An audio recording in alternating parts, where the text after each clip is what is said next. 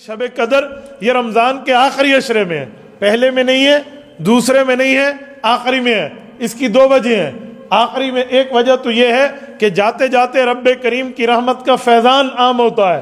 دوسری وجہ اعتکاف ہے کہ اعتکاف والے ساتھی معتکف بنے اور یہاں بیٹھے اور شب قدر کی تلاش کریں۔ ہمارے نبی پاک صلی اللہ علیہ وآلہ وسلم نے اس رات کے تلاش کی بڑی ترغیب دی ہے۔ اب سنیں، میں ایک جملہ سناتا ہوں، حدیث پاک میں ہے، نبی پاک کو رب نے بتا دیا۔ حضور پاک تشریف لائے، دو مسلمان آپس میں جھگڑ رہے تھے۔ حضور پاک نے فرمایا اللہ نے میرے ذہن سے بات اٹھا لی کہ وہ اب کون سی رات ہے؟ تو میں نے جھگڑا کیا، جھگڑے کی اتنی بڑی جو ہے نا کیا کہتے ہیں ہمیں کوتاہی بنی ہماری امت کے لیے کہ وہ تاریخ متعین بھلا دی گئی۔ فرمایا اب آخری راتوں کے تاک راتوں میں اس کو تلاش کرو، تمہیں انشاءاللہ شب قدر مل جائے گی۔ اچھا، تاک راتیں کسے کہتے ہیں؟ ہم طور تو یہ ایون اور آٹھ، جفت اور تاک کو تاک سمجھتے ہیں۔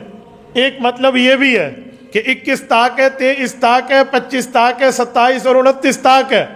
لیکن حضرت شیخ الحدیث مولانا محمد زکریہ رحمۃ اللہ علیہ نے فضائل اعمال میں ایک پیاری تحقیق لکھی ہے۔ وہ فرماتے ہیں، ہمارے بعض بزرگ فرماتے تھے یہ تاک کی ترتیب تب ہے جب مہینہ 30 روزوں کا ہو، تو تاک کی ترتیب یہ ہے۔ اور فرمایا اگر مہینہ 30 روزوں والا نہیں ہے، 29 روزوں والا ہے، پھر تاک کی ترتیب اس سے ہٹ کے ہے۔ فرمایا وہ کیسے؟ کہا پھر تاک کی ترتیب جو ہے وہ 22 ہے۔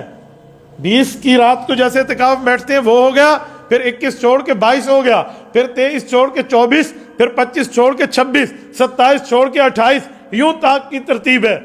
تو ایک شخص نے پوچھا حضرت شیخ آپ فرما رہے ہیں کہ یہ اس طرح بھی تاک ہو سکتا ہے، ہمیں نہیں پتا مہینہ 29 کا ہے یا 30 کا ہے، تو پھر اس کا مطلب کیا ہے؟ ہر رات کو ہم شب قدر سمجھیں؟ فرمایا جی ہاں، ہر رات کو شب قدر سمجھو، کسی نہ کسی رات میں تو مل جائے گی۔ امام کعبہ رحمۃ اللہ علیہ کی ایک بات، عبداللہ سبیل رحمہ اللہ کی بات سنانے لگا ہوں۔ وہ بڑی پیاری جملہ فرماتے تھے، فرمایا کرتے تھے لوگوں ہمیں نہیں پتا شب قدر کس رات میں ہے، لیکن آپ یوں تو کر لو نا کہ ان 10 راتوں میں کسی رات کے اندر تو ہے۔ جی ہاں اتنا تو پتہ ہے، تو کہا ہر رات میں اتنی بڑی بڑی نیکیاں کر لو تاکہ وہ نیکیاں اگر شب قدر میں آئیں تو وہ نیکیاں 84 سال کے حساب سے بن جائیں۔ فرماتے کیا؟ کہا میں ہر رات میں ایک قرآن پڑھ لیتا ہوں۔ کہا ہم تو نہیں پڑھ سکتے، تو کہا 3 مرتبہ قل ہو اللہ پڑھنا بھی تو ایک قرآن ہے نا، 3 مرتبہ سورۃ اخلاص پڑھنا بھی تو ایک قرآن ہے۔ آپ نے روزہ افطار کر لیا، آخری عشرے کی ہر رات میں کم از کم 3 دفعہ بندہ قل ہو اللہ پڑھ لے، کوئی رات شب قدر کی ہو گئی تو 84 سال تک پڑھنے کا ثواب مل جائے گا۔ اور فرمایا اسی طرح اس رات میں کوئی نہ کوئی صدقہ کر لیں۔ صدقے کا کیا مطلب؟ غریب نہ ملے تو پیسے اس کے اسپیسیفک جیب میں متعین کر کے رکھ دیں کہ جب ملے گا تو دوں گا، یہ غریب کے طے ہو گئے تو صدقے کا ثواب شروع ہو گیا۔ فرمایا اس رات میں آپ ایک ایک صدقہ اس طرح اکٹھے کر لیں، اگر کوئی رات شب قدر کی ہو گئی تو اللہ جل شانہ 84 سال کے صدقوں کا ثواب عطا فرما دیں گے۔